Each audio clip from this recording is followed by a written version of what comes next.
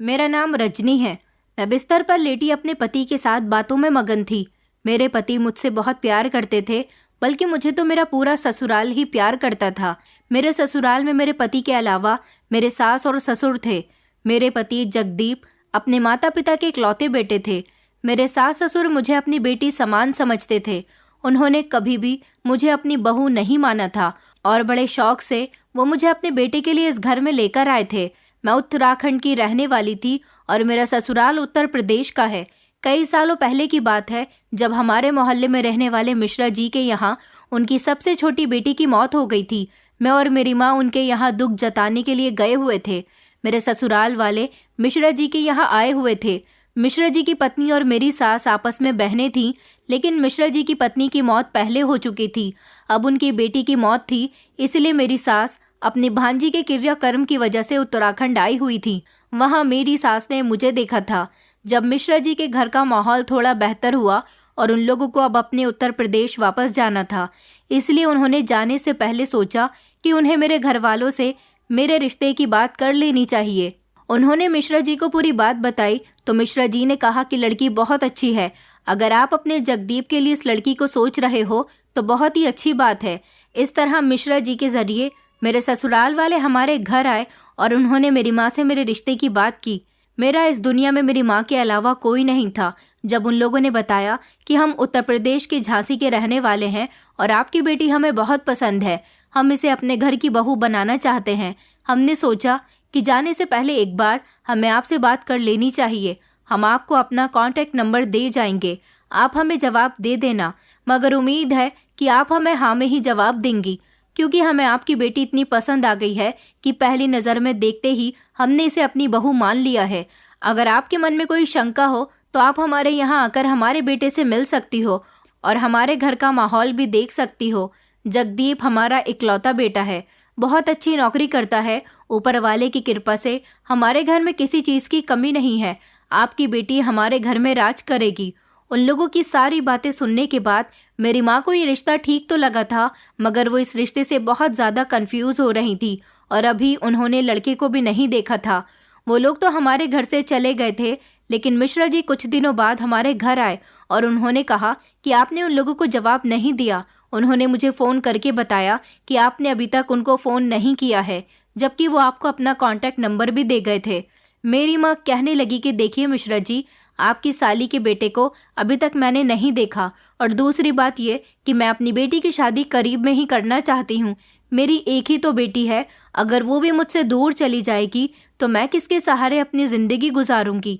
मैं इतनी दूर अपनी बेटी की शादी नहीं करना चाहती, बस इसीलिए उन लोगों को जवाब देने से हिचकिचा रही हूँ।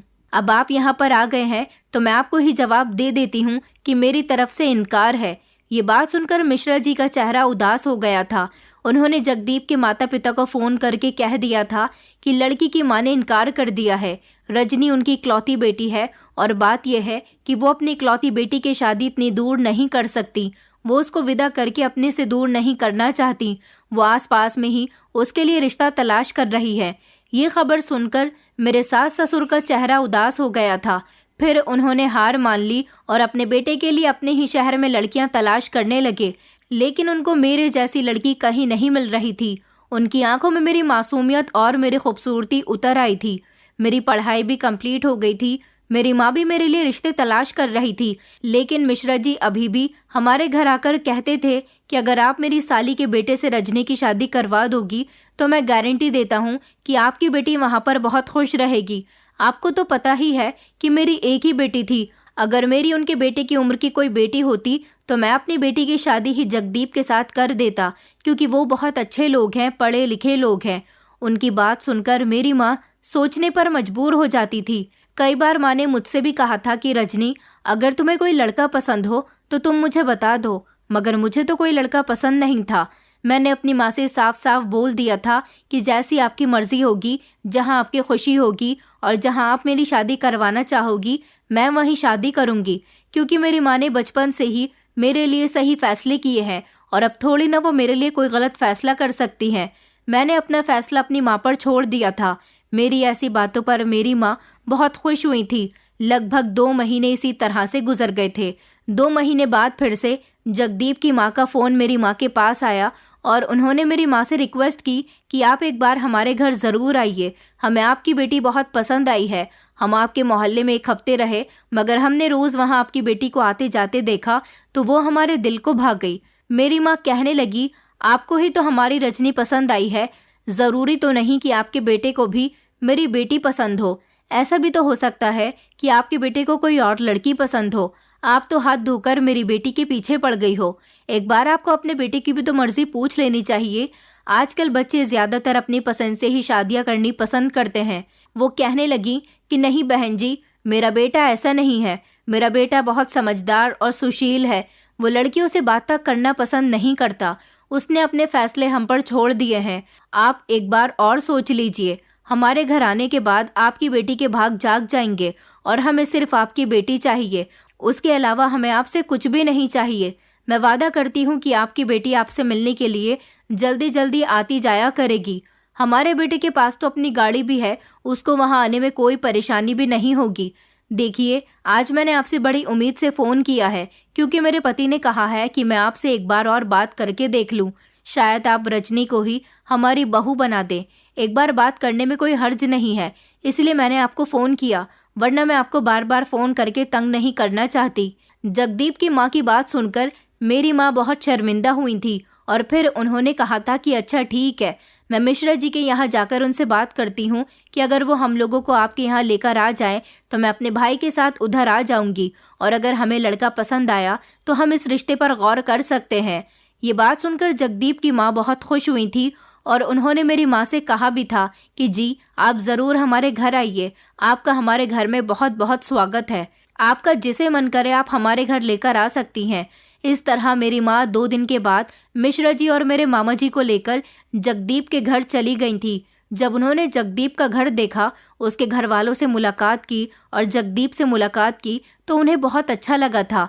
मेरी माँ ने तो सपने में भी नहीं सोचा था कि उनकी बेटी के लिए खुद चलकर ऐसा रिश्ता आ सकता है। मेरी माँ तो बहुत खुश हुई और फिर वहाँ माँ ने मेरा रिश्ता हाथों हाथ जगदीप के साथ तय कर दिया था, क्योंकि इतनी दूर जल्दी जल्दी आना जाना तो नहीं हो सकता था। हम गरीब लोग थे। मेरी माँ ने मुझे बड़ी मुश्किलों से पढ़ाया लिखाया था। मैं कहीं नौकरी तो नहीं करती थी, लेकिन हमारा घर बहुत बड़ा था। मेरे पापा की कमाई का ये घर हमारे लिए बहुत बड़ा सहारा साबित हुआ था। हमारे घर के लगभग सारे ही कमरे किराए पर थे। हम 2 माँ बेटी ही तो थे। हमारे पास एक कमरा और एक छोटा सा पोर्शन था, उसमें ही हम लोग अपना गुजारा करते थे। बाकी पूरा घर किराए पर था। हर महीने हमारे पास ढेर सारा किराया आता था, जिससे हम दोनों माँ बेटी का गुजारा आराम से हो जाता था। माँ जब उत्तर प्रदेश से घर वापस आई तो उन्होंने फौरन ही मुझे अपने गले से लगाया और कहने लगी कि बेटा, ये समझ ले तेरे भाग जाग गए हैं। लड़का और लड़के का घर बहुत अच्छा है। अब मुझे समझ आया कि लड़के के घर वाले तुझे अपने घर की बहू बनाने के लिए क्यों बेचैन हो रहे हैं। दरअसल लड़का दिखने में बहुत स्मार्ट है और लड़की की चाहत है कि उसकी होने वाली पत्नी भी खूबसूरत हो, इसलिए उसके माता पिता ने तुम्हें पसंद किया। ये समझ लो कि तुम्हारी खूबसूरती तुम्हारे काम आ गई, और इतनी दूर से ही सही मगर तुम्हारे लिए बहुत अच्छा रिश्ता आया है। लड़के के पिता भी नौकरी करते हैं और वो किसी सरकारी स्कूल के प्रिंसिपल थे। उन लोगों का घर झांसी के एक छोटे से गांव में है, लेकिन लड़के के पिता रिटायर्ड हो गए हैं, इसलिए उनकी पेंशन आती है। माँ भी पढ़ी लिखी है। लड़के के पास अपनी बड़ी सी गाड़ी है, बड़ा सा घर है, और वो अपनी बड़ी सी गाड़ी में बैठकर शहर के ऑफिस में जाकर नौकरी करता है। मुझे नहीं पता था कि मिश्रा जी की साली इतनी अमीर है। मैं तो बहुत खुश हूँ कि उन लोगों ने अपने बेटे के लिए तुम्हें चुना। मैंने कहा माँ, मगर वो लोग तो इतनी दूर रहते हैं, फिर मैं आपसे मिलने के लिए कैसे आया करूँगी। तो मेरी माँ कहने लगी कि बेटा, तेरे पति के पास गाड़ी है, वो 1 हफ्ते में एक बार तुझे यहाँ लेकर आ जाया करेगा, तो इस बात की फिक्र मत कर। मुझे तो इस बात की खुशी हो रही है कि मेरी बेटी वहाँ पर बहुत खुश रहेगी। मैं उन लोगों से तेरा रिश्ता पक्का करके आई हूँ। मैंने ठीक किया ना? तुझे इस बात से कोई एतराज़ तो नहीं है ना? मैंने कहा नहीं माँ, मुझे इस बात से कोई एतराज़ नहीं है। मेरी माँ मेरे लिए जो भी करेगी अच्छा ही करेगी, मुझे पूरा भरोसा है। मेरे इस रिश्ते से मेरी माँ बहुत खुश थी। कुछ दिनों बाद ही जगदीप के घर वाले मंगनी की रस्म करने के लिए हमारे यहाँ आ गए थे। उनके साथ जगदीप भी आए थे। उन्हें देखकर मैं भी शॉक्ड रह गई थी कि मेरे होने वाले पति तो सच में बहुत अच्छे हैं। मेरी सारी सहेलियाँ भी उनकी तारीफ कर रही थी और कह रही थी कि सच में तुम्हारी तो लॉटरी लग गई है यार। मेरी सगाई जगदीप के साथ हो गई। हम दोनों ही खुश थे और मेरी शादी 2 महीने बाद करने का फैसला किया गया था। सगाई हो जाने के बाद मैं बहुत उदास रहने लगी थी। माँ भी कहती रहती थी कि बेटा, तुम्हारे चेहरे पर हमेशा 12 क्यों बजे रहते हैं, जबकि मुझे तो खुश होना चाहिए था। मैं खुश इसलिए नहीं हो पा रही थी, एक तो मैं इस घर को छोड़कर जाने वाली थी, दूसरा मैं अपनी माँ को भी छोड़कर जाने वाली थी। सबसे ज़्यादा फिक्र मुझे अपनी माँ की थी, जो मेरे चले जाने के बाद इस घर में अकेली रह जाती। मैंने माँ से कहा, माँ, मैं आपको अकेला छोड़कर नहीं जा सकती। माँ कहने लगी कि बेटा, तू फिक्र मत कर, मैं तेरे जाने के बाद तेरी बुआ जी को यहाँ पर बुला लूंगी। मेरी एक बुआ जी विधवा थी, जिनके ससुराल वाले उन्हें उनके पति के मरने के बाद बिल्कुल भी पसंद नहीं करते थे, लेकिन फिर भी मेरी बुआ जी अपनी ससुराल में गुजारा कर रही थी। मेरी माँ ने फैसला कर लिया था कि वो बुआ जी को ससुराल में अब और ज़्यादा परेशान नहीं होने देंगी, क्योंकि उनके ससुराल वाले उन पर बहुत अत्याचार करते थे। औरत का ससुराल तब तक उसका अपना घर होता है जब तक उसका पति जिंदा होता है। पति के मर जाने के बाद औरत का ससुराल उसका घर नहीं रहता। मेरी बुआ जी को माँ उनके घर ले आई थी और बुआ जी भी अब हम लोगों के साथ ही रहने लगी थी। मैंने बुआ जी से कहा था कि मेरे जाने के बाद आप मेरी माँ का बहुत ख्याल रखना। बुआ जी कहने लगी कि बेटा, तुम फिक्र मत करो, वो तुम्हारी माँ होने से पहले मेरी भाभी है, मैं अपनी भाभी का बहुत ख्याल रखूंगी। माँ और बुआ जी ने मिलकर मेरी शादी के सारे इंतजाम किए थे। मेरी शादी खूब धूमधाम से की गई थी और फिर जगदीप के घर वाले आए और मुझे विदा करके अपने साथ ले गए थे। मैं विदाई पर बहुत रोई थी, क्योंकि मैं अपनी माँ से जुदा हो गई थी। शादी के बाद जब मैं अपने ससुराल आई तो बहुत ही खुश थी। यहाँ मुझे बहुत प्यार दिया गया था। सास ससुर बिल्कुल मेरे माता पिता समान थे। मुझे अपनी बहू नहीं बल्कि बेटी मानते थे। उन्होंने मुझे घर का कोई काम भी नहीं करने दिया था। काफ़ी समय तक तो मैं अपने पति के साथ इधर से उधर घूमती रही थी। जगदीप भी मुझे बहुत प्यार करते थे। शादी के बाद मेरी बेरंग जिंदगी में रंग भर गए थे। मुझे जब अपनी माँ के घर जाना होता, मेरे पति मुझे ले जाते थे। मैं भी अपने सास ससुर की बहुत सेवा किया करती थी। मेरे पति मेरी ख्वाहिशें पूरी करने के लिए हमेशा तैयार रहते थे। मेरे सास ससुर का कहना था कि जिस दिन से तुम इस घर में आई हो, हमारे घर की तो रौनक डबल हो गई है। ससुर जी ज़्यादातर घर में ही रहते थे, क्योंकि अब वो रिटायर्ड हो गए थे और सासू माँ मेरे साथ घर के कामकाज में हाथ बटा देती थी। मगर मैं उनसे ज़्यादा काम नहीं करवाती थी, क्योंकि अब उनकी उम्र हो गई थी और उनके घुटनों में दर्द रहता था। मेरे घर के लोग मेरी बहुत तारीफ करते थे। मुझे खुश देखकर मेरी माँ भी बहुत खुश थी, लेकिन माँ ज़्यादा समय तक ये खुशी देख न सकी। मेरी शादी के बाद धीरे धीरे मेरी माँ निढाल होती जा रही थी। बुआ जी कहती थी कि उनकी तबीयत खराब रहने लगी है। मैं वैसे तो जल्दी जल्दी माँ के घर जाती रहती थी, मगर मैं रात के समय वहाँ नहीं रुक सकती थी, क्योंकि मेरे पति को सुबह ऑफिस जाना होता था और सास से मैं ज़्यादा काम करवाती नहीं थी, इसलिए मैं ज़्यादा माँ को समय नहीं दे पा रही थी। लेकिन फिर भी मेरी सास ने कहा था कि बेटा, तुम अपनी माँ के घर कुछ दिन रुकने के लिए जा सकती हो। उनके कहने पर मैं अपने मायके 1 हफ्ते रुकने के लिए आ गई थी। यहाँ मैंने माँ और बुआ जी के साथ काफ़ी अच्छा समय बिताया। उसके बाद मैं अपनी ससुराल आ गई थी। मैं बेफिक्र थी, क्योंकि माँ की तबीयत मुझे कुछ ठीक लग रही थी। लेकिन कुछ दिनों बाद खबर आई कि माँ की अचानक बहुत तबीयत बिगड़ गई है। जगदीप तो घर पर मौजूद नहीं थे। उस समय फ़ौरन ही मुझे मेरे ससुर जी ट्रेन से मेरे मायके लेकर आ गए थे। मेरी माँ को ब्लड प्रेशर की और शुगर की बीमारी थी। अचानक उनकी तबीयत बिगड़ने की वजह से उनको हार्ट अटैक आया और मेरी माँ इस दुनिया को छोड़कर चली गई। मेरा और बुआ जी का हाल बहुत बुरा था। हम दोनों बहुत रोए थे। इस दुनिया में मेरी माँ ही तो थी जो मेरा सब कुछ थी, मगर बुआ जी ने भी मुझे बहुत सहारा दिया था। उन्होंने मेरी माँ की बहुत सेवा की थी, इसलिए बुआ जी के दिल पर भी माँ की मौत का बहुत गहरा सदमा पहुंचा था। बुआ जी हमेशा यही सोच सोच कर रोती रहती थी कि मैं अब कहाँ जाऊंगी, कहाँ रहूंगी। अब तो भाभी भी इस दुनिया से चली गई, मगर मैंने बुआ जी से कहा था कि ये घर आपके भाई का घर है और आपका भी मायका है। जिस तरह मेरी माँ अपना और मेरा गुजारा करती थी, इसी तरह आप भी इस घर में रहोगी और अपना गुजारा करोगी। बुआ जी कहने लगी, लेकिन बेटा, मैं अकेली हो गई हूँ। हमारे घर में रहने वाले किराएदारों ने कहा कि हम आपको कभी अकेला नहीं होने देंगे, हम आपका हमेशा ख्याल रखेंगे, क्योंकि हमारे यहाँ रहने वाले किराएदार भी एक तरीके से हमारे परिवार के सदस्य समान थे, जो मेरा और मेरी माँ का भी बहुत ख्याल रखते थे।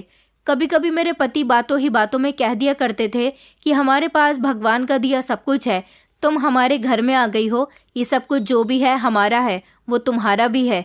तुम्हारी बुआ जी बेसहारा औरत है ना तो उनके सर पर माता पिता का हाथ है और ना ही उनकी कोई औलाद है और ना ही कोई बहन भाई।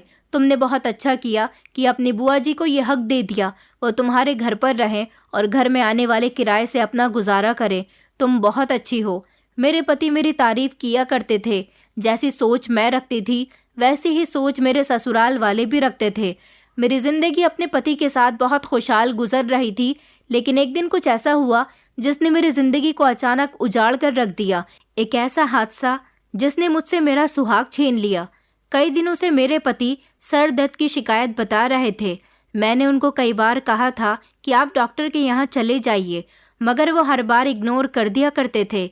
मेरे ससुर जी ने कहा था कि शायद जगदीप को काम का स्ट्रेस है, ज्यादा काम करने से भी सर में दर्द हो जाता है। लेकिन मेरे पति के सर में हमेशा रात को ही दर्द हुआ करता था, जिसकी वजह से वो सारी रात जागते रहते थे।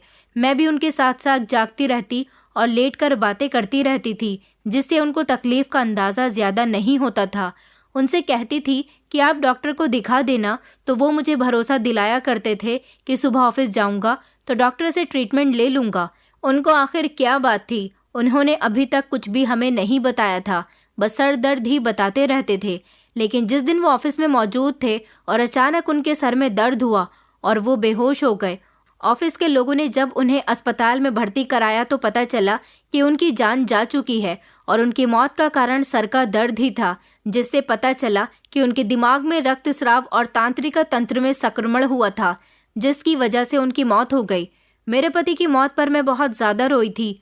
मेरी शादी को अभी 3 साल हुए थे और 3 साल में ही मैं विधवा हो गई थी। मेरे सास ससुर भी अपने इकलौते बेटे की मौत पर बुरी तरह से रो रहे थे। हम सभी की हालत बहुत बुरी थी। अचानक उनकी मौत ने हम सभी का दिल दहलाकर रख दिया था। हमें नहीं पता था कि उनके सर दर्द की बीमारी अंदर ही अंदर उनको खोखला कर रही है। जगदीप ने कभी अपनी बीमारी पर ध्यान नहीं दिया था। वो अपना ख्याल रखना जानते ही नहीं थे। हम लोगों से झूठ बोलते रहते थे कि वो डॉक्टर से ट्रीटमेंट ले रहे हैं, मगर वो ऑफिस जाने के बाद अपने बारे में भूल जाते थे। उनकी मौत ने हम सबको तोड़ कर रख दिया था। उनके जाने के बाद घर बिल्कुल सूना सूना लगता था। हमें कुछ भी अच्छा नहीं लगता था। मुझे अपनी बुआ जी की टूटी बिखरी जिंदगी याद आई, जब फूफा जी के मर जाने के बाद उनके ससुराल वालों ने उनके साथ बड़ा गलत व्यवहार किया था। मुझे लगा शायद कहीं मेरे सास ससुर भी अपने बेटे के मर जाने के बाद मुझे इस घर में रहने न दे, मगर मेरे सास ससुर ऐसे नहीं थे। वो हमेशा जगदीप की मौत पर मुझे तसल्ली दिया करते थे। कहते थे कि बेटा, जगदीप चला गया तो क्या हुआ, हम हैं ना तुम्हारा ख्याल रखने के लिए। तुम्हारे माता पिता, तुमने भी तो हमारे लिए क्या कुछ नहीं किया, हमेशा हमारी सेवा की है, हमारी सेवा में कभी कोई कमी नहीं छोड़ी। तुम तो हमारी बेटी हो। हमारा बेटा चला गया तो क्या, हमारे लिए हमारी बेटी है ना, जो अभी भी हमारा ख्याल रखेगी, और हम भी अपनी बेटी के साथ हमेशा रहेंगे। ये घर तुम्हारा जिस तरह पहले था, इस तरह अभी भी रहेगा। जगदीप के जाने से हम तुम्हारी जिंदगी में किसी तरह का बदलाव नहीं आने देंगे। मेरे ससुर जी ने जब मुझे ये बात कही तो मुझे खुद पर गर्व महसूस होने लगा था कि मैं दुनिया की शायद बहुत कम औरतों में से आने वाली एक ऐसी औरत हूँ जिसके सास ससुर उसे बहुत प्यार करते हैं। वरना अक्सर मैंने ससुराल वालों का बर्ताव बहू के लिए अच्छा नहीं देखा। मेरे सास ससुर जगदीप के जाने के बाद मेरा और भी ज्यादा ख्याल रखने लगे थे। 3 साल में जगदीप के साथ रही, मगर मुझे औलाद की खुशी हासिल न हो सकी। मेरा मन तो बहुत करता था कि मैं माँ बनने का सुख देख सकूं। मैं जगदीप से कहती कि हमें डॉक्टर के पास चलना चाहिए, पता लगाना चाहिए कि हम दोनों अभी तक पेरेंट्स क्यों नहीं बन सके। जगदीप कहते कि तुम फिक्र मत करो, ऊपर वाला जब चाहेगा तब हमारी गोद भर देगा।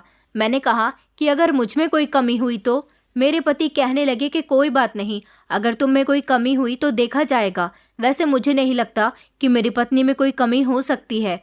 मेरी पत्नी इस दुनिया की सबसे अच्छी पत्नी है। उनकी ऐसी बातें मुझे आज भी याद आती थी और मैं उनकी बातों को याद करके रोती रहती थी, क्योंकि अब तो वो इस दुनिया से चले गए थे। अब यहाँ उनकी यादें ही रह गई थी।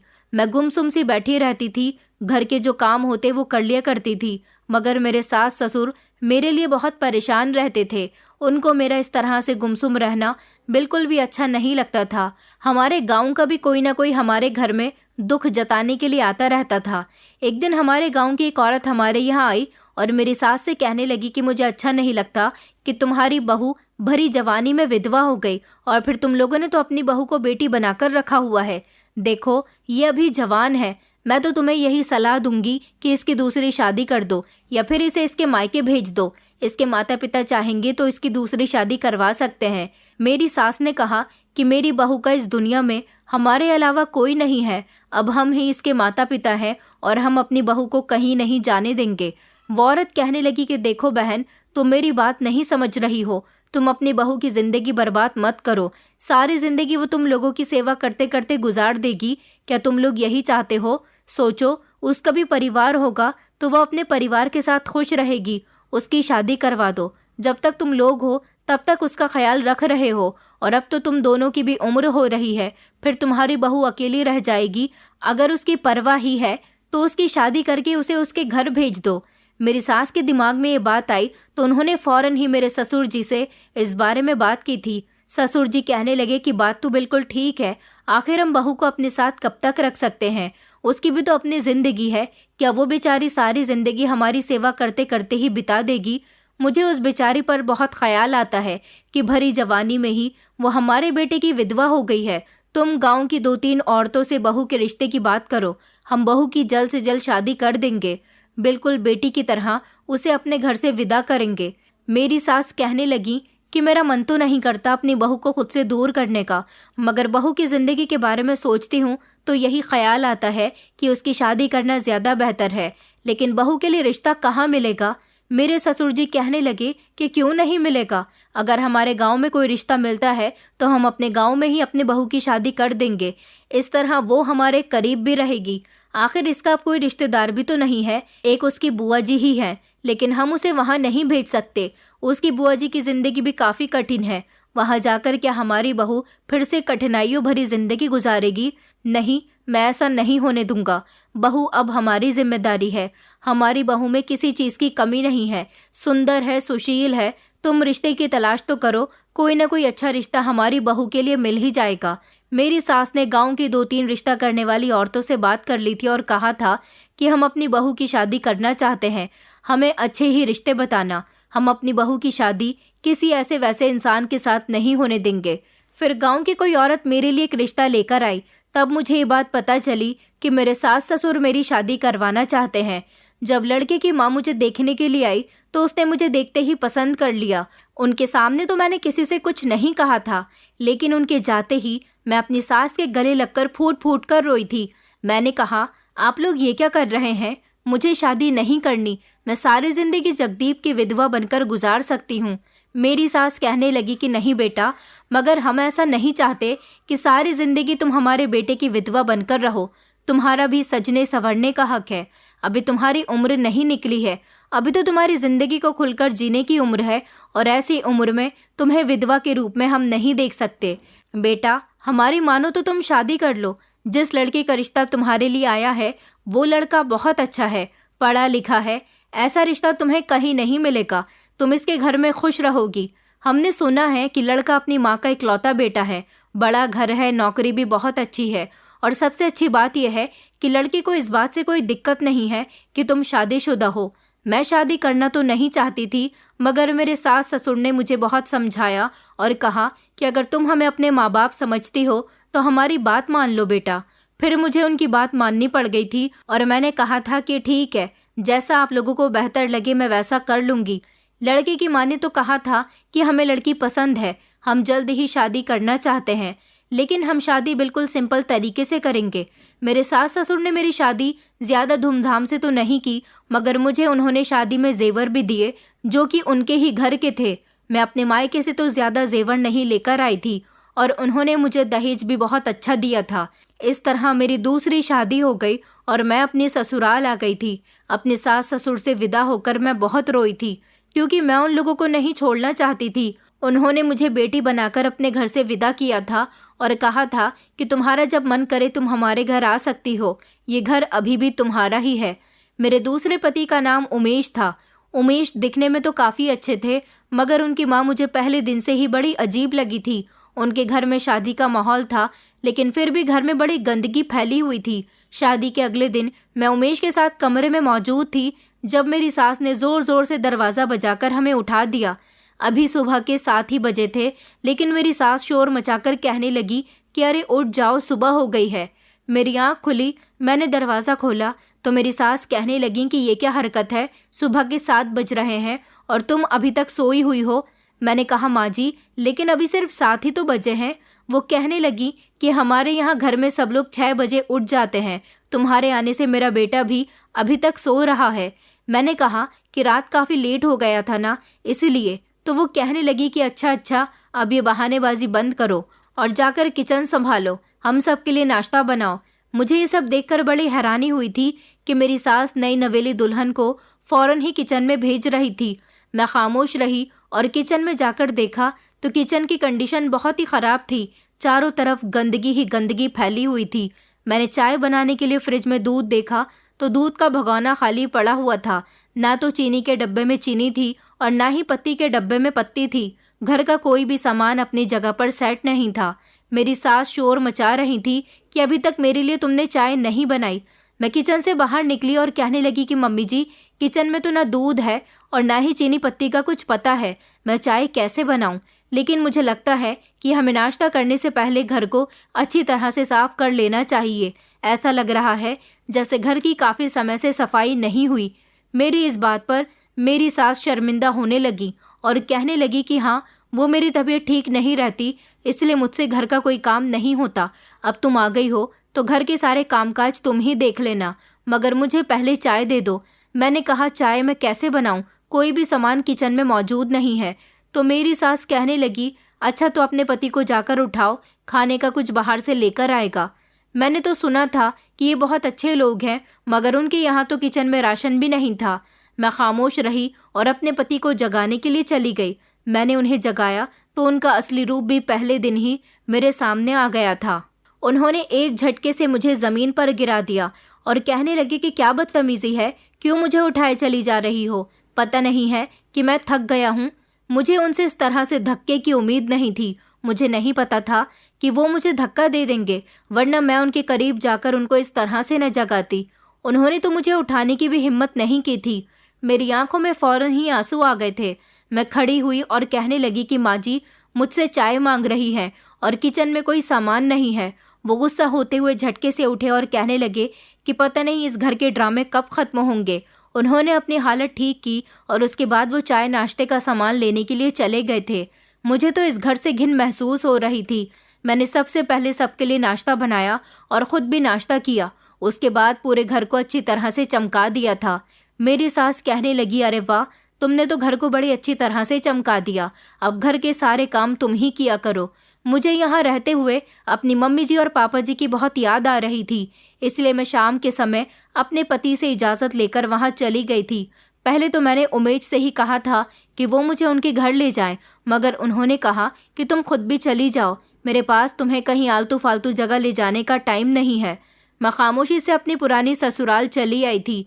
जगदीप के मम्मी पापा मुझे देखकर बहुत खुश हुए थे और उनकी आंखों में भी आंसू आ गए थे और उन्होंने कहा कि हम तुम्हें काफ़ी दिनों से याद कर रहे थे बेटा, और तुम अकेली क्यों आई हो, उमेश तुम्हारे साथ नहीं आया? मैंने कहा कि नहीं, उमेश को कुछ काम था, इसलिए मैं अकेली ही आ गई। उन्होंने मुझसे पूछा कि वहाँ तुम खुश तो हो ना, मगर मैंने उन लोगों को यही बताया था कि मैं बहुत खुश हूँ। मैं अपनी परेशानी बताकर उन्हें और ज़्यादा परेशान नहीं कर सकती थी। पहले ही उन्होंने मेरे लिए काफ़ी कुछ किया था।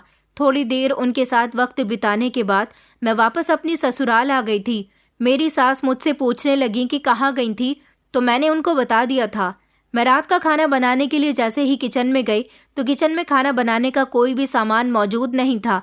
मैंने अपनी सास से कहा तो वो कहने लगी कि मुझे कुछ नहीं पता इस बारे में, अपने पति से कहो। मैंने कहा लेकिन उमेश तो घर पर नहीं है। तो वो कहने लगी कि हाँ, कोई काम धंधा नहीं करता, बस हमेशा दोस्तों के साथ ही घूमता फिरता रहता है। अपनी सास की बात सुनकर तो जैसे मेरे होश उड़ गए थे। मैंने कहा ये आप क्या कह रही हैं? वो कहने लगी कि हाँ, आज वो आएगा तो उससे कहना कि मेरे लिए बाजार से कुछ खाने का ला दे। मैं बूढ़ी बीमार औरत हूँ, मुझे तो टाइम से खाना चाहिए। तुम क्या खाओगे और तुम क्या खाओगे, इस बारे में मुझे कुछ नहीं पता। अपनी सास का ऐसा व्यवहार देखकर तो मेरी आंखों में आंसू आ गए थे। मैं कमरे में आकर बैठ गई थी। किचन में कुछ खाना बनाने के लिए था ही नहीं। आखिर मैं क्या बनाती। मेरी सास सारा दिन घर से बाहर किसी न किसी के घर घूमने के लिए जाती रहती थी और पति दोस्तों के साथ आवारागर्दी करता फिरता था। वो अपनी माँ के लिए तो बाजार से खाना ले आता था। मैं कहती कि मुझे भी भूख लगी हुई है, मेरे लिए भी कुछ ले आते, तो वो कहने लगा कि इतनी महंगाई के समय में माँ के लिए ही खाना लाना इतना मुश्किल हो रहा है, तुम्हारे लिए कहाँ से लेकर आऊं? तुम्हारे पास अगर कुछ पैसे पड़े हों तो मुझे दे दो। मैंने कहा मगर मेरे पास पैसे तो नहीं हैं। तो वो कहने लगे कि फिर सारी रात भूखी सो जाओ, मैं बाहर से खाना खाकर आया हूँ। वो तो ऐसे बेगानों की तरह बातें कर रहे थे जैसे मैं उनकी जिम्मेदारी नहीं हूँ। इस घर का माहौल बिल्कुल ही अलग था। ये लोग बहुत ही बुरे लोग थे। मेरे पति की एक और सच्चाई मेरे सामने आई थी कि वो शराब पीकर आए थे। जब मैं उनके करीब में खड़े होकर उनकी बातें सुन रही थी तो मुझे उनके मुंह से शराब की बू आ रही थी। मेरी किस्मत ना जाने कहाँ फूट गई थी। रोने के अलावा अब मेरे पास कोई और रास्ता नहीं था। बस मैं खामोशी से सब कुछ बर्दाश्त करके अपनी आंखों से आंसू बहाती रहती थी। मेरे पति के पास तो कोई पैसा नहीं होता था। अब मेरे पति और सास मुझे टॉर्चर किया करते थे कि मैं अपनी पुरानी ससुराल से जाकर पैसे लेकर आया करूं, लेकिन मैंने उनसे इनकार कर दिया। मैंने कहा मैं ये काम नहीं करूंगी। मेरे इनकार करने पर मेरी सास ने मुझे बालों से पकड़कर मारा और कहने लगी कि तू वहां जाएगी, पैसे लेकर आएगी, तभी तुझे खाना मिलेगा। हमारे पास खाने के लिए कुछ भी नहीं है, जा और पैसे लेकर आ। मैं रोती हुई जगदीप के घर चली गई। वहां जाने के बाद मैंने मम्मी पापा से कहा कि मुझे कुछ पैसों की ज़रूरत है। दरअसल उमेश को सैलरी नहीं मिली, इसलिए घर में कुछ परेशानी आ रही है। मेरे ससुर ने मुझे पैसे दे दिए और कहा कि बेटा परेशान होने की ज़रूरत नहीं है, अगर और कोई परेशानी है तो हमें बताओ। मगर मैंने उनको पूरी बात नहीं बताई क्योंकि मैं उनको परेशानी में नहीं डालना चाहती थी। उमेश की सच्चाई भी उन्हें बताकर मैं उनका दिल नहीं दुखाना चाहती थी। उमेश कोई काम धंधा नहीं करता था।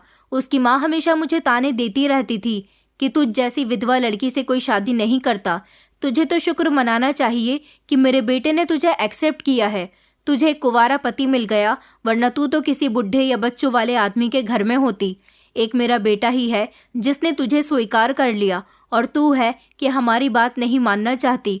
मेरे पास जितने पैसे होते थे मैं उन लोगों को दे दिया करती थी और हर दूसरे तीसरे दिन ये दोनों माँ बेटा मुझे जगदीप के यहाँ उसके माता पिता से पैसे लेने के लिए भेज देते थे और जो पैसे लेकर मैं आती वो पैसे मेरा पति मुझसे छीन लिया करता था। आधे पैसे अपने पास रख लेता और आधे पैसे अपनी माँ को दे दिया करता था। उसकी माँ कभी कभी तो मुझे खाने के लिए कुछ दे देती थी, मगर ज्यादातर मेरे दिन भूखे रहकर ही गुजर रहे थे। इस बारे में मैंने कुछ भी जगदीप के माता पिता को नहीं बताया था। एक दिन उमेश की माँ कहने लगी कि बेटा आखिर ऐसे कब तक हम इसे वहाँ भेजकर उन लोगों से पैसे लेते रहेंगे? उनका बेटा तो मर गया, सुना है कि इसके ससुर की काफ़ी अच्छी पेंशन आती है जिससे वो दोनों बुढ़िया बुढ़े अपना गुजारा कर रहे हैं। हमें कुछ और सोचना चाहिए क्योंकि इसके लाए हुए पैसों से हमारा गुजारा नहीं होता।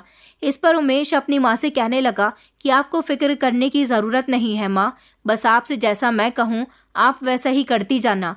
मैं इस बात से बेखबर थी कि मेरी सास और मेरा पति आखिर क्या प्लानिंग कर रहे हैं।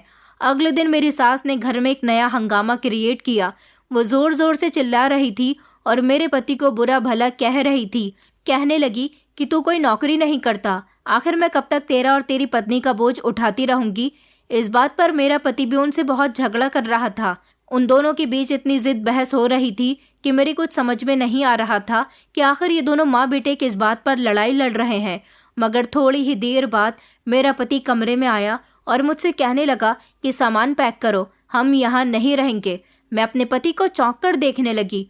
उन्होंने कहा कि सामान पैक करने की भी कोई ज़रूरत नहीं है, मुझे अपनी माँ की कोई चीज़ नहीं चाहिए। बस उन्होंने मेरा हाथ पकड़ा और मुझे घर से लेकर निकल पड़े।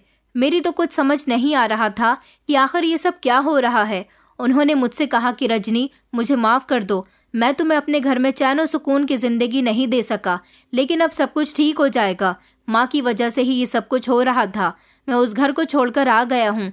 मैंने कहा मगर आप अपना घर कैसे छोड़ सकते हो? वो कहने लगे मैं माँ से बहुत नाराज़ हूँ, वो बेवजह ही मुझसे झगड़ा करती रहती है। चलो हम तुम्हारे पहले पति के घर चलते हैं। मैंने कहा वहाँ हम लोग क्या करेंगे? तो वो कहने लगे अरे मैं तुम्हें ऐसे सड़कों पर लेकर तो नहीं फिर सकता ना, आखिरकार वो तुम्हारे माता पिता समान है, तो मैं घर में रहने के लिए जगह तो दे ही सकते हैं ना। मेरी कुछ समझ नहीं आया। उन्होंने मेरा हाथ पकड़ा और मुझे फौरन ही जगदीप के घर लेकर आ गए थे। मैं बार बार उनसे कह रही थी कि आखिर आपको क्या प्रॉब्लम है और आप मुझे वहाँ क्यों लेकर जा रहे हैं, मगर उन्होंने मेरी एक न सुनी। जो उनका मन कर रहा था वो सिर्फ वैसा ही कर रहे थे। जब हम वहाँ पहुँचे तो मम्मी पापा मुझे और उमेश को देखकर परेशान हो गए। उन्होंने कहा कि बेटा, अचानक तुम लोग यहाँ, क्या बात है? मैं तो बिल्कुल खामोश थी, लेकिन उमेश ने उनको बताया कि दरअसल अंकल, मेरी मम्मी के साथ झगड़ा हो गया है। मैं अपनी पत्नी को तंगी भरी जिंदगी नहीं दे सकता। क्या आप मुझे अपने घर में कुछ दिन रहने की परमिशन दे सकते हैं? दरअसल हमारा किराए का घर है ना, इसलिए माँ भी बहुत परेशान रहती है। ये बात सुनकर मम्मी पापा परेशान हो गए। वो कहने लगे, बेटा, अगर तुम्हें इतनी ही परेशानी थी तो तुमने हमें पहले क्यों नहीं बताया? ये घर भी तो तुम लोगों का ही है। तुम लोग जितने दिन चाहे हमारे घर में रह सकते हो। उन्होंने मुझे भी उमेश के सामने डांट लगाई और कहा कि तुमने ये बात हमें पहले क्यों नहीं बताई। लेकिन साथ ही साथ वो लोग कंफ्यूज भी थे, क्योंकि रिश्ता लगाने वाली औरत ने उनको ये बताया था कि वो घर उमेश का अपना है। जब मेरे ससुर जी ने उमेश से ये सवाल किया तो उमेश कहने लगा कि वो घर मेरा अपना ही था, मगर कारोबार में पैसा लगाने की वजह से मुझे अपना घर बेचना पड़ गया, और जिस आदमी ने हमारा घर खरीदा हम उसी घर में किराएदार की हैसियत से रहने लगे। मेरे ससुर ये बात अच्छी तरह से समझ सकते थे कि कारोबार में फायदा नुकसान तो चलता रहता है, लेकिन उन्हें ये नहीं पता था कि इंसान तो कुछ भी नहीं करता था। मेरी समझ नहीं आ रहा था कि आखिर उसने अपना घर क्यों छोड़ा और इतनी जल्दबाजी में ये सब कुछ हो गया कि मेरी कुछ समझ ही नहीं आया। अब मैं और उमेश यहाँ जगदीप के ही घर में रह रहे थे। मम्मी जी बार बार मुझसे पूछती थीं कि बेटा, अगर कोई परेशानी है तो मुझे बताओ, मगर मैंने अभी भी उन्हें कुछ नहीं बताया था। हम लोग काफ़ी दिनों तक वहाँ रहते रहे। उमेश उनकी कमाई पर आराम से ऐश कर रहा था। वहाँ उसे खाने पीने को भी खूब मिल रहा था। मैंने एक रात उसे देखा कि वो किचन से खाना चोरी कर रहा था। वो खाना पैक करके घर से बाहर चला गया था। मैं समझ गई थी कि वो ज़रूर खाना अपनी माँ को देने गया होगा, मगर उसे ये सब करने की क्या ज़रूरत थी? हमें वहाँ रहते हुए लगभग 1 हफ्ते से भी ज़्यादा हो गया था। उमेश के दिन बहुत अच्छे गुजर रहे थे। अगले ही दिन उमेश जगदीप के मम्मी पापा के पास बैठकर रोने लगा और उनसे कहने लगा कि अंकल आंटी, मैं इस समय बहुत परेशान चल रहा हूँ। दरअसल मेरा कारोबार लॉस में जा रहा है और मुझे घर का किराया भी देना है। मम्मी की भी घर में बहुत तबीयत खराब है। मैं कैसे किराया दूँ और कहाँ रहूँ? मेरी कुछ समझ में नहीं आ रहा। जगदीप की मम्मी ने उमेश से कहा कि बेटा, तुम्हें परेशान होने की कोई ज़रूरत नहीं है। तुम अपनी माँ को हमारे घर में लेकर आ सकते हो।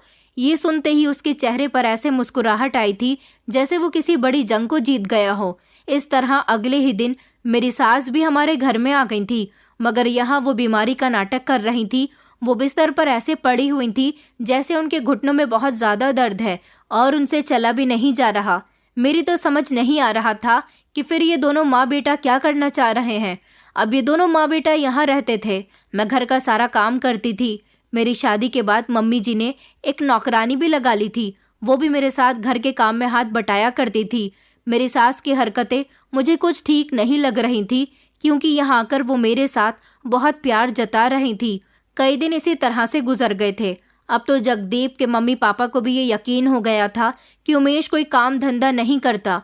उन्होंने मुझसे कई बार पूछने की कोशिश की थी कि क्या इन दोनों माँ बेटे की वजह से तुम परेशान हो, लेकिन मैंने उन्हें अभी भी कुछ नहीं बताया। मैं हर बार उनकी बुराइयों को जगदीप के माता पिता के सामने आने से छुपाती रही थी। एक दिन घर का राशन खत्म हो गया था तो पापा जी कहने लगे कि बेटा उमेश, मेरे साथ मार्केट चलो, हम घर के लिए राशन का कुछ सामान ले आते हैं। उमेश ने कहा कि अंकल, मेरी तबीयत ठीक नहीं है, क्या आप अकेले मार्केट जा सकते हैं? इधर घर में मम्मी जी की भी तबीयत ठीक नहीं चल रही थी और दूसरी सास तो सारा दिन कमरे में ही पड़ी रहती थी। यहाँ रहते हुए उनकी जिंदगी बड़े आराम से गुजर रही थी। उनको कुछ करना ही नहीं पड़ता था।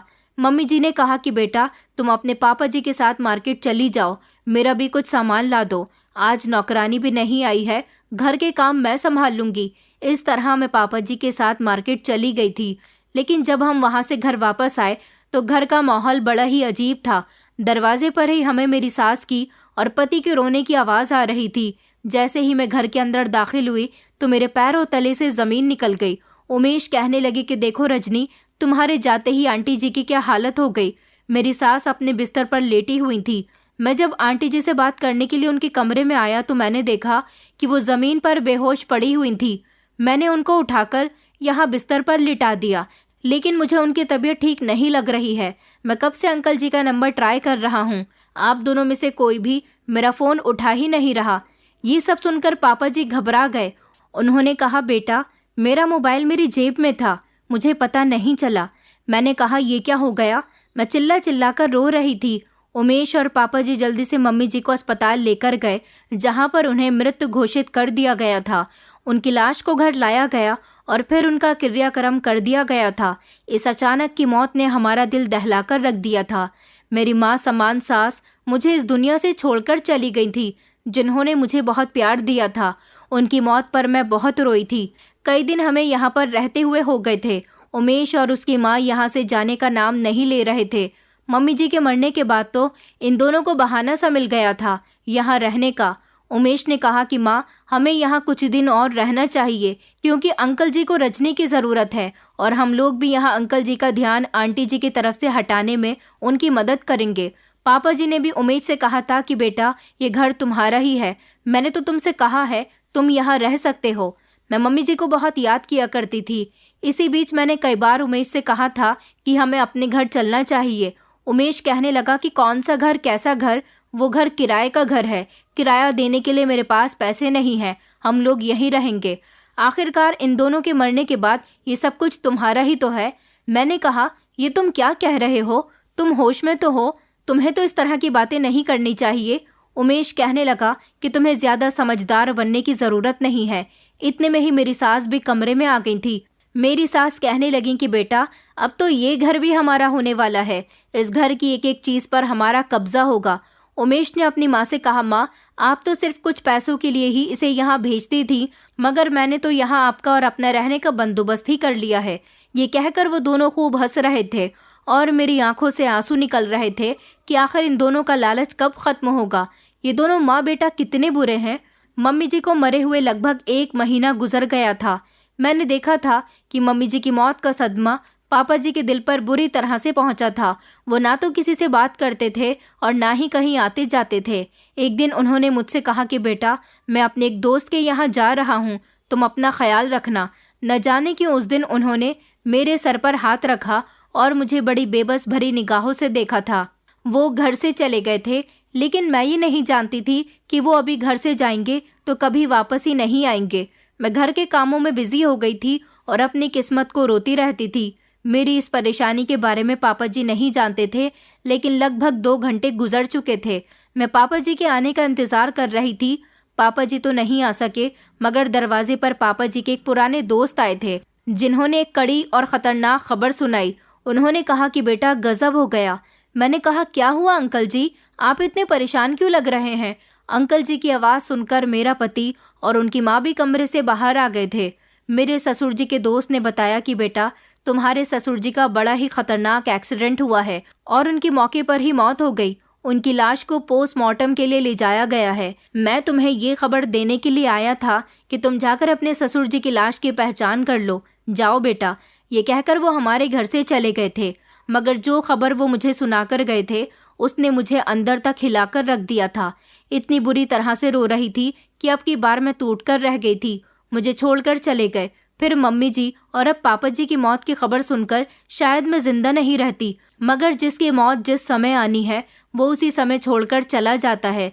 मैं उमेश के पैरों में गिर गई और उनसे कहने लगी कि प्लीज़ उमेश, मुझे लेकर चलो, मुझे पापा जी की लाश को देखना है, मुझे आखिरी समय में उनसे मिलना है। लेकिन उमेश की माँ ने उसे रोक लिया और कहा कि नहीं, इसे कहीं लेकर मत जाना। अस्पताल वाले उसकी लाश का पोस्टमार्टम करने के बाद खुद ही क्रियाक्रम कर देंगे। हमारे लिए तो ये बहुत अच्छा हुआ कि इसका ससुर भी रास्ते से हट गया। अब ये सब कुछ हमारा होगा। मैंने एक बार इसके ससुर को इसकी सास से बात करते हुए सुना था कि उन्होंने अपनी सारी प्रॉपर्टीज के नाम कर दी है। अब हमें प्रॉपर्टी के पेपर्स ढूंढने होंगे और जल्द ही इससे उन पर साइन करवाने हैं। ये सब कुछ अब हमारा हो जाएगा और हम बहुत अमीर हो जाएंगे। ऐसे समय पर उनकी लालच भरी बातें सुनकर मेरे होश उड़ गए थे। मैं बिलख बिलख कर रो रही थी, मगर मेरी सास ने उमेश को मेरे साथ नहीं जाने दिया और मैं अंतिम समय में अपने ससुर जी से नहीं मिल सकी। अब मेरी हालत ऐसी हो गई थी कि ना तो मैं जी सकती थी और ना ही मर सकती थी। मैं एक जिंदा लाश की तरह हो गई थी। अब मेरे साथ इन लोगों ने मारपीट करनी भी शुरू कर दी थी। इन लोगों का मकसद यही था कि इस घर के पेपर और घर में जितना भी पैसा है मैं वो सब कुछ उनके हवाले कर दूं ताकि इस घर को अपने नाम करवा सकें, मगर मैं कुछ भी करके ऐसा नहीं होने दे सकती थी। मेरी सास ने मुझे घर की नौकरानी बनाकर रख दिया था। जो नौकरानी घर में काम किया करती थी उसे भी इन्होंने निकाल दिया था। उनका कहना था कि अब वो इस घर की मालकिन है। उमेश मुझे बुरी तरह से मारता था और बार बार तिजोरी की चाबी मांगता था। तिजोरी की चाबी मुझे पता था कि मेरे ससुर जी कहाँ रखते थे, इसलिए मैंने उन दोनों माँ बेटे को कुछ नहीं बताया और खामोशी से उनकी मार खाती रही। घर के सारे काम भी खुद करती और सारा राशन पानी भी बाजार से मुझे ही लेकर आना पड़ता था। घर में जितने भी पैसे थे मैंने इन लोगों को दे दिए थे, लेकिन मैं कुछ भी करके प्रॉपर्टी के पेपर्स उनके हवाले नहीं कर सकती थी। मैंने अपने पति और सास से छुपकर उन पेपर्स को गार्डन में रखे गमले में छुपा दिया था। वो लोग मुझे हर दिन मारते थे कि मैं उन्हें कहीं से भी पेपर्स लाकर दे दूं, लेकिन मैं उनसे बार बार यही कह रही थी कि मुझे कुछ नहीं पता कि पेपर्स कहाँ पर रखे हुए हैं। मार मार कर इन लोगों ने मुझे अधमरा कर दिया था, लेकिन फिर भी मैं नौकरानियों की तरह सारे काम करती थी।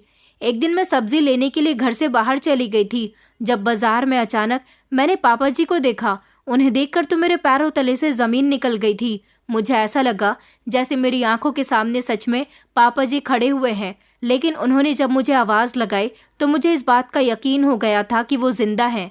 मैं उनके गले से लगकर फूट फूट कर रोने लगी। मैंने कहा, आप कहाँ चले गए थे? आपके दोस्त ने तो बताया था कि आप नहीं रहे।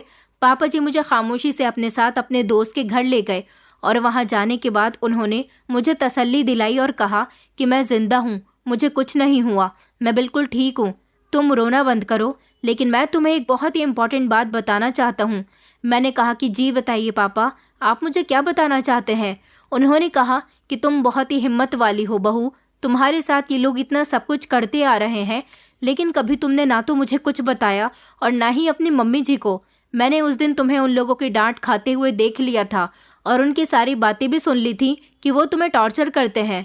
मैंने उन लोगों को आपस में बातें करते हुए सुन लिया था कि वो हमारे घर में किस मकसद से आए हैं और हमारी पूरी जायदाद पर कब्जा करना चाहते हैं। मैंने उन लोगों को बातें करते हुए सुना था कि वो मेरी जान को नुकसान पहुंचाना चाहते हैं। उनका कहना था कि बुढ़िया तो मर चुकी है, लेकिन अब इस बुढ़े का कुछ करना होगा और फिर ये सब कुछ हमारा हो जाएगा। वो लोग मुझे मारने का प्लान बना रहे थे, लेकिन मैंने अपनी मौत की खबर भिजवाकर अपना रास्ता उनके सामने साफ कर लिया। अब तुम्हें मेरी मदद करनी होगी। हम उन्हें रंगे हाथों पकड़ना चाहते हैं। देखो बेटा, तुम्हें आवाज़ उठानी होगी। आखिर तुम कब तक ये सब कुछ सहती रहोगी? मैंने कहा, क्या सच में वो दोनों आपको मारना चाहते थे? पापा जी कहने लगे कि हाँ बेटा, मैं सच कह रहा हूँ, वरना मैं अपने मरने की झूठी खबर क्यों भिजवाता। तुमने तो देख ही लिया होगा कि तुम्हारी सास और तुम्हारा पति कितना खुश हो गए थे। मैं अपने ससुर के गले लगकर रोने लगी। मैंने कहा, पापा जी, वो लोग मुझे बहुत परेशान करते हैं। उन लोगों ने आपके जाने के बाद मेरा जीना दुश्वार कर दिया। हर रोज मुझे मारते पीटते हैं कि मैं प्रॉपर्टी के पेपर्स उन्हें दे दूं, मगर मैंने उनको छुपा दिया है। मेरे ससुर जी कहने लगे कि तुम घर जाओ और तुम्हें घबराने की ज़रूरत नहीं है। मैं बिल्कुल ठीक हूँ और यहाँ अपने दोस्त के घर में रह रहा हूँ। अभी मैं ये राज नहीं खोल सकता कि मैं जिंदा हूँ। मेरे दिल को तसल्ली हो गई थी कि पापा जी जिंदा हैं, लेकिन मुझे तसल्ली से काम लेना था। ये लोग मेरे साथ जैसा करते मैं खामोशी से उसे बर्दाश्त कर रही थी। मैंने जानबूझकर वो पेपर्स गमले से बाहर निकाल कर रख दिए थे और अपने ससुर जी तक खामोशी से खबर पहुंचवा दी थी कि पेपर्स जैसे ही मेरे पति के हाथ लगे, उन्होंने मुझे ब्लैकमेल करना शुरू कर दिया कि मैं जल्द से जल्द इन पेपर्स पर साइन कर दूं और सारी दौलत उनके हवाले कर दूं, मगर मैं ऐसा नहीं कर सकती थी। मैं उनकी मार खाती रही। इसी दौरान मेरी सास आ गई और उन्होंने कहा कि बेटा, मुझे लगता है कि तुम्हें इसे जान से ही मार देना चाहिए, क्योंकि पेपर्स अब हमारे पास आ चुके हैं। जब इसकी आंखों के सामने मौत खड़ी होगी तो ये खुद ही इन पर साइन कर देगी और ये सब कुछ हमारा हो जाएगा।